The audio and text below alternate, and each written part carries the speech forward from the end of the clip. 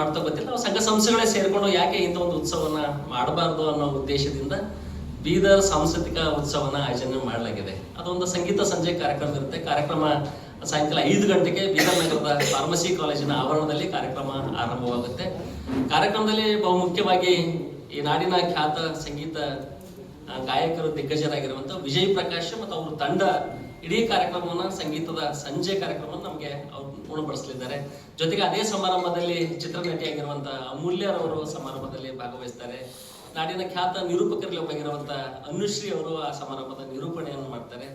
ಕಾರ್ಯಕ್ರಮದಲ್ಲಿ ಬೆಂಗಳೂರಿನ ಇದೊಂದು ತಂಡ ಒಂದ್ ಕಡೆ ಆದ್ರೆ ಬೀದರ್ ಜಿಲ್ಲೆಯ ಅನೇಕ ಕಲಾವಿದರನ್ನ, ಉದಾಹರಣೆಗಾಗಿ ಶಿವಾನಿ ಇರ್ಬೋದು, ಜೊತೆಗೆ ರೇಖಾ ಪರವ್ ಸೌದಿ ಇರ್ಬೋದು, ಈ ರೀತಿಯಾಗಿ ಸ್ಥಳೀಯ ಕಲಾವಿದರಿಗೂ ಸಹ ಅಲ್ಲಿ ಒಂದು ಕಾರ್ಯಕ್ರಮವನ್ನು ಆಯೋಜನೆ ಮಾಡಲಾಗಿದೆ. ಸಮಾರಂಭವನ್ನ ನಮ್ಮ ಜಿಲ್ಲಾ ಉಸ್ತುವಾರಿ ಸಚಿವರು ಕಾರ್ಯಕ್ರಮ ಉದ್ಘಾಟನೆ ಮಾಡ್ತಾರೆ. ಅದ್ರ ಜೊತೆಗೇನೆ ನಮ್ಮ ಬೀದರಿನ ಅನೇಕ ಶಾಸಕ